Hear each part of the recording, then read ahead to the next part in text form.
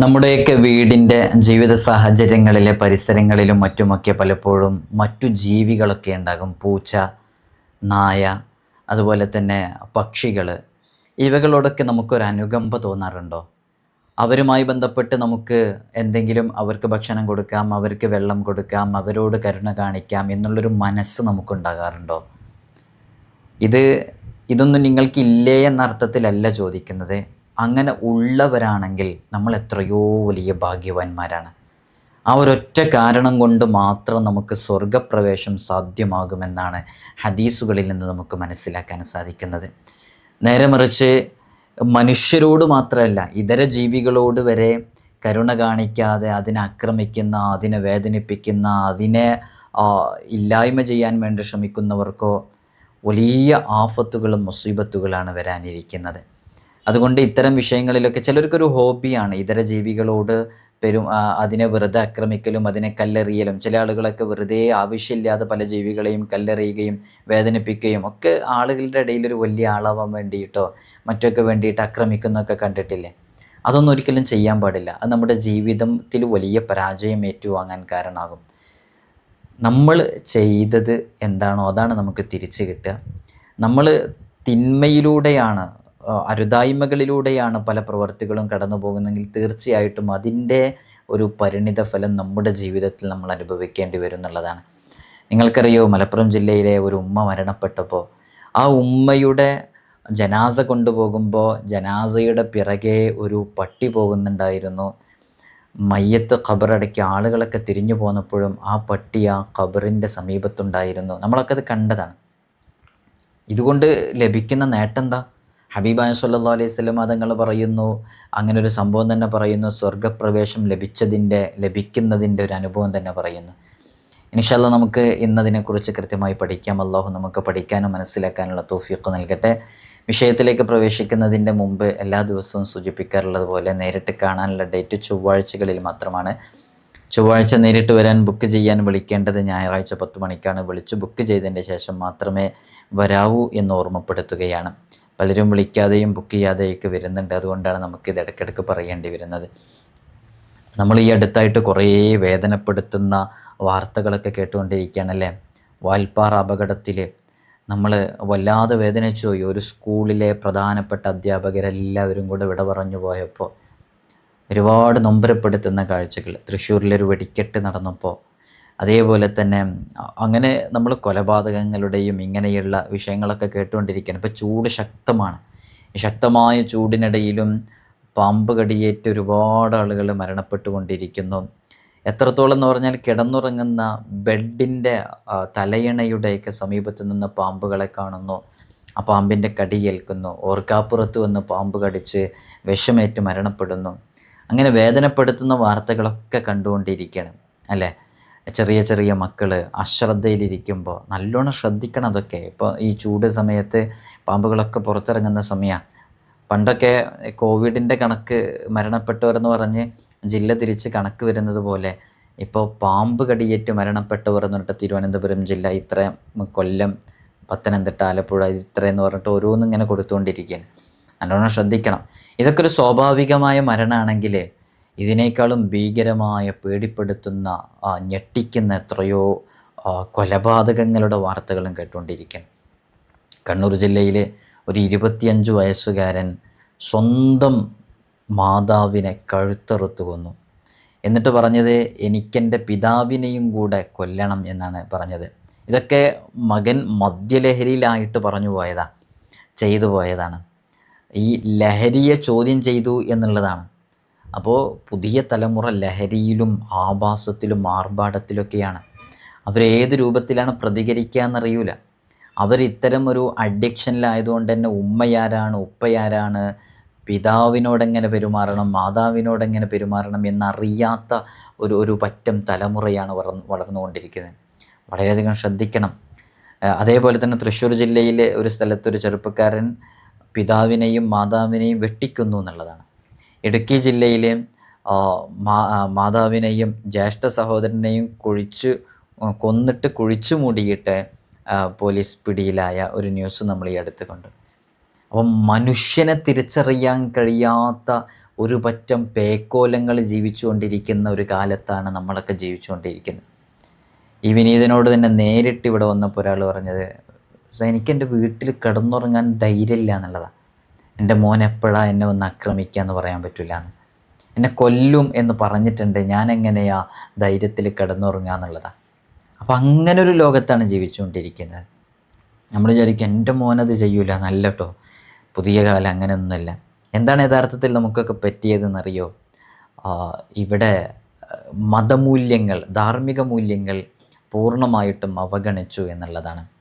ആരാണ് ഉമ്മ, ആരാണ് മാതാവ്, ആരാണ് സഹോദരി, ആരാണ് സഹോദരൻ എന്ന് തിരിച്ചറിയാൻ പറ്റാത്ത രൂപത്തിലേക്ക് അവർ ആ ഒരു മൂല്യങ്ങൾ അവർക്ക് ഉണ്ടായില്ല എന്നുള്ള.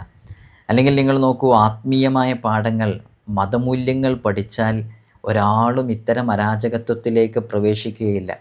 കഴിഞ്ഞ ദിവസമാണ് ഒരു കടപ്പുറത്തേക്ക് തണുപ്പ് കൊള്ളാൻ വേണ്ടിയിട്ട്, ചൂടായതുകൊണ്ട് തണുപ്പ് ഒക്കെ കിട്ടാൻ വേണ്ടിയിട്ട് കടപ്പുറത്തേക്ക് പോയ, വിവാഹം കഴിഞ്ഞ് കുറച്ച് വർഷങ്ങളായിട്ടുള്ള 4 മാസം 5 മാസം പ്രായമുള്ളൊരു കുഞ്ഞുള്ള ഒരു ഭർത്താവ് ഭാര്യയെ കഴുത്തിൽ ഷാൾ മുറുക്കിയിട്ട് കൊലപ്പെടുത്തിയത്. അങ്ങനെ കൊലപ്പെടുത്തിയെന്ന് മാത്രമല്ല, പിന്നീട് ആളുകൾ ആ സ്ത്രീയെ കാണുന്ന സമയത്ത് പട്ടി അതിൻ്റെ കാല് കടിക്കുന്ന രൂപത്തിലാണ് കാണുന്നത്. അപ്പോൾ പട്ടിയൊക്കെ കൊത്തി വലിക്കുന്ന രൂപത്തിലേക്ക് ആ സ്ത്രീയുടെ ശരീരം അങ്ങനെ അലക്ഷ്യമായി കിടന്നുപോയി എന്നുള്ളതാണ്. വല്ലാത്തൊരു സങ്കടപ്പെടുത്തുന്ന കാഴ്ചയും കൂടെയായിരുന്നു അത്. അപ്പോൾ ഇതേ രൂപത്തിൽ ആളുകളൊക്കെ മാറാനുണ്ടായ കാരണം എന്താണ് ഞാൻ മനസ്സിലാക്കുന്നത് പറയാണ്, ഇവർക്ക് ധാർമ്മിക മൂല്യങ്ങളും ബോധങ്ങളും ഇല്ല എന്നുള്ളതാണ്.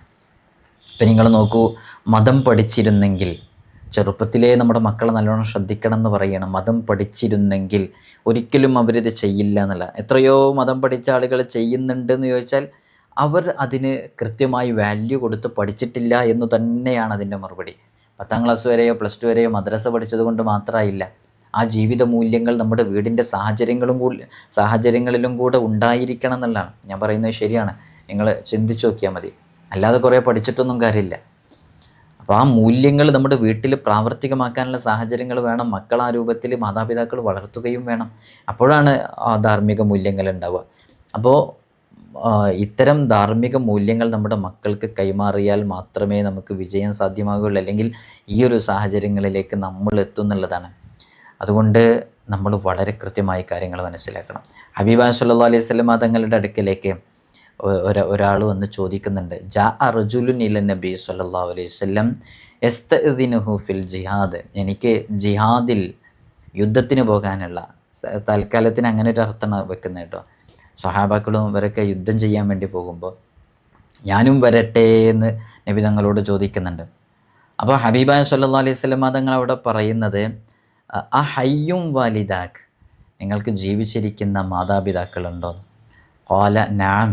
അപ്പോൾ ആ യുദ്ധത്തിന് വേണ്ടി പോകാൻ അനുമതി ചോദിച്ച അവർ പറയുന്നത് അതേ ഉണ്ട് എന്ന് മറുപടി പറയുമ്പോൾ നബി സല്ലല്ലാഹു അലൈഹി വസല്ലം തങ്ങൾ പറയുന്നത്, എന്നാൽ അവർ രണ്ടുപേരെയും സേവിക്കലാണ് നിൻ്റെ ജിഹാദ്, നിങ്ങളുടെ ധർമ്മസമരം, നിങ്ങളുടെ യുദ്ധം, നിങ്ങൾ ഇപ്പോൾ സമ്മതം ചോദിച്ചതിനേക്കാളും ഏറ്റവും ബെറ്റർ അതാണെന്ന് ഹബീബ് സല്ലല്ലാഹു അലൈഹി വസല്ലം തങ്ങൾ പറയുന്നു. അത്രയും വാല്യൂ കൽപ്പിക്കുന്ന മാതാപിതാക്കളെ കഴുത്തറുത്ത് കൊല്ലാനോ അവരെ വേദനപ്പെടുത്താനോ ഈ മതമൂല്യങ്ങളും ധാർമ്മിക മൂല്യങ്ങളുള്ള ഒരാൾക്ക് സാധിക്കുമോ എന്നുള്ളതാണ്. അതുകൊണ്ടാണ് നമ്മൾ പറയുന്നത്, ഇതിനു വേണ്ടിയിട്ടാണ് നമ്മൾ മതമൂല്യങ്ങൾ നമ്മുടെ മക്കൾക്ക് കൊടുക്കണം എന്ന് പറയുന്നത്. അവർ കുറച്ച് വലുതാകുമ്പോഴേക്ക് എനിക്ക് സ്കൂളിലേക്ക് പോകാൻ സമയമില്ല, ഞാനിവിടെ മദ്രസ നിർത്തട്ടെ എന്ന് ചോദിക്കുമ്പോഴേക്ക് നിങ്ങൾ നിർത്താനുള്ള അനുമതി കൊടുക്കുന്നിടത്താണ് അവരുടെ പരാജയം ആരംഭിക്കുന്നത് എന്നാണ്. ഈ സത്യത്തിൽ മൃഗങ്ങളെക്കാളും മനുഷ്യർ അതപ്പതിച്ചു പോയി എന്നുള്ളതാണ്. ഉണ്ടചോറിന് നന്ദി കാണിക്കുന്ന ഒരു തെരുവ് നായ, ആ തെരുവ് നായയെക്കുറിച്ച് നമ്മൾ ഈ അടുത്ത് ഒരു വാർത്ത ഫീച്ചർ കണ്ടു അല്ലേ. മലപ്പുറം ജില്ലയിലെ വലിയ പ്രാധാന്യം നേടിയൊരു വാർത്തയുണ്ടായിരുന്നു. ഒരു ഉമ്മ, ആമിനുമ്മ എന്നാണ് ആ ഉമ്മയുടെ പേര്, അവർ തെരുവ് നായ്ക്ക് വേസ്റ്റ് ഇട്ട് കൊടുത്തു എന്നുള്ളതാണ്. അങ്ങനെ തെരുവ് നായ്ക്ക് വേസ്റ്റ് ഇട്ട് കൊടുത്തപ്പോൾ അവർ മരണപ്പെട്ടു പോയി കുറച്ച് ദിവസങ്ങൾ കഴിഞ്ഞ്. അപ്പോൾ എല്ലാ ദിവസവും ഇങ്ങനെ വേസ്റ്റായിട്ടുള്ള ഭക്ഷണങ്ങളൊക്കെ നായക്ക് കഴിക്കാൻ വേണ്ടി കൊടുക്കും. അങ്ങനെ നായയും ഈ ആമിനുമ്മയും ഒരു ചെറിയ കണക്ഷനൊക്കെ ഉണ്ടായല്ലോ. അങ്ങനെ അവർ മരണപ്പെട്ടപ്പോൾ ജനാസ കൊണ്ടുപോകുമ്പോൾ ജനങ്ങളോടൊപ്പം ആ തെരുവ് നായയും പിറകെ നടന്നിരുന്നു. പള്ളിക്കാട്ടിലെത്തിയിട്ട് ജനം തിരികെ പോയപ്പോഴും പോകാതെ ഖബറിൻ്റെ പരിസരത്ത് നായ കിടന്നു. ഇത് വലിയ വാർത്തയായി, നമ്മളൊക്കെ അത് കണ്ടു. ഒരു നായക്കുള്ള അനുകമ്പ പോലും ഇല്ലാതെ പോയ ചില മനുഷ്യരുണ്ട്. അള്ളാഹു നമ്മളെയൊക്കെ നന്നാക്കി തരട്ടെ. ഇതിൽ നമുക്ക് ഒരുപാട് കാര്യങ്ങൾ മനസ്സിലാക്കാനുണ്ട്. എന്താണ്? ഒന്ന്, ആ തെരുവ് നായക്ക് ഭക്ഷണം നൽകിയത് ആ ഉമ്മയുടെ മഗ്ഫിറത്തിനും സ്വർഗപ്രവേശത്തിനും കാരണമായേക്കാം എന്ന് നമ്മൾക്ക് മനസ്സിലാക്കാം. എങ്ങനെ മനസ്സിലാക്കാം? തെരുവ് നായ, പട്ടി, നായ ഇതൊക്കെ നജസ്സാണ്. പക്ഷെ അതൊരു ജീവിയാണ്, പച്ചയായ ഹൃദയമുള്ളൊരു ജീവിയാണ്. അതിന് അന്നം നൽകിയതിലും പ്രതിഫലമുണ്ടെന്ന് മുത്തുനബി സല്ലല്ലാഹു അലൈഹി വസല്ലം തങ്ങളെ പഠിപ്പിച്ചിട്ടുണ്ട്. നായക്ക് നമ്മൾ ദാഹിച്ചു വലയുന്ന നായക്ക് വെള്ളം കൊടുത്താൽ അതിന് നമുക്ക് പ്രതിഫലമുണ്ട്. ഹബീബാൻ സല്ലല്ലാഹു അലൈഹി വസല്ലം തങ്ങൾ ഹദീസ് നമുക്ക് കാണാം.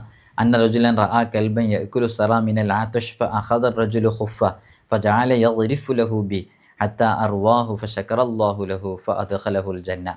ഹബീബാൻ സല്ലല്ലാഹു അലൈഹി വസല്ലം തങ്ങൾ പറയുന്നതാണ്, ഒരാൾ ഒരു നായയെ കണ്ടു, ആ നായയ്ക്ക് വെള്ളം കൊടുത്തു. വെള്ളം കൊടുക്കാൻ വേണ്ടിയിട്ട് അയാളുടെ ഖുഫ, ഈ യാത്ര ചെയ്യുമ്പോഴൊക്കെ ധരിക്കുന്ന ഖുഫ, നമുക്ക് മനസ്സിലാക്കാൻ വേണ്ടി ഷോക്സ് എന്നൊക്കെ പറയാം, അദ്ദേഹത്തിൻ്റെ ഷൂവിൽ വെള്ളമെടുത്ത് അതിന് കോരിക്കൊടുത്ത് കുടിക്കാൻ വേണ്ടിയിട്ട് ഫശക്കറല്ലാഹുല, അങ്ങനെ അള്ളാഹു സുബ്ഹാനഹു വ തആല അവർക്ക് മഗ്ഫിറത്ത് നൽകുകയും വലിയ പ്രതിഫലം നൽകുകയും ചെയ്തു. ഫഅദ്ഖലഹുൽ ജന്ന, അങ്ങനെ സ്വർഗത്തിൽ പ്രവേശിപ്പിച്ചു. ഇത് ബുഖാരിയിലുള്ള ഹദീസാണ്. അപ്പോൾ വേറൊരു റിപ്പോർട്ടിൽ കാണാം, നബി സല്ലല്ലാഹു അലൈഹി വസല്ലം തങ്ങളുടെ സ്വഹാബാക്കൾ ചോദിക്കുന്നുണ്ട്, ഇന്ന ലനാ ഫിൽ ബഹാഇമി ലഅജ്റ, ഇങ്ങനെ മൃഗങ്ങൾക്കൊക്കെ ഭക്ഷണം കൊടുക്കുന്നതിലും നമുക്ക് പ്രതിഫലം ലഭിക്കുമോ എന്ന്. മുത്തുനബി സല്ലല്ലാഹു അലൈഹി വസല്ലം തങ്ങൾ പറഞ്ഞത് അതേ, ലഭിക്കുമെന്നുള്ളതാണ്. അപ്പോൾ നാൽക്കാലികൾക്ക്, ആടുകൾക്ക്, കോഴികൾക്ക്, പൂച്ചകൾക്ക്, പക്ഷികൾക്ക്, നായക്ക് പോലും വിശപ്പകറ്റിയാൽ അതിന് പ്രതിഫലം ലഭിക്കുമെന്നുള്ളതാണ്. തെരുവ് നായയോട് ഇതേപോലെ നന്ദി കാണിച്ചതിൻ്റെ പേരിൽ സ്വർഗപ്രവേശം സാധ്യമായതും, വെള്ളം കൊടുക്കാതെ ഒരു ജീവിയെ കെട്ടിയിട്ടപ്പോൾ അത് നരകപ്രവേശത്തിന് കാരണമായതൊക്കെ നമുക്കറിയാം. ഇന്ന് മനുഷ്യർ അവരുടെ മാതാപിതാക്കളെ വേദനിപ്പിക്കുന്നു, ചീത്ത പറയുന്നു, വീട്ടിൽ നിന്ന് ഇറക്കി വിടുന്നു, എന്നിട്ട് നിവർന്നു നിന്ന് ന്യായം പറയുന്നു. നായക്ക് ഒരു നേരം ഭക്ഷണം നൽകിയ പോറ്റുമ്മ മരിച്ചിട്ടും തെരുവ് നായ മറന്നില്ല എന്നുള്ളത് ആലോചിച്ച് നോക്കുമ്പോൾ മനുഷ്യനൊക്കെ എത്ര ക്രൂരനാണെന്ന് നമുക്കറിയാൻ സാധിക്കും. ആ ക്രൂരതയിലേക്ക് നാം ഓരോരുത്തരും കടന്നു പോകരുത്. അള്ളാഹുവിനോട് നന്ദിയുള്ളവരായിരിക്കണം, നന്ദിയുണ്ടാകേണ്ടവരോട് നന്ദിയുള്ളവരായിരിക്കണം. റബ്ബിനോട് മാത്രമല്ല, മാതാപിതാക്കളോട്, ഗുരുജനങ്ങളോട്, കാരണവന്മാരോട്, മനുഷ്യരോട്.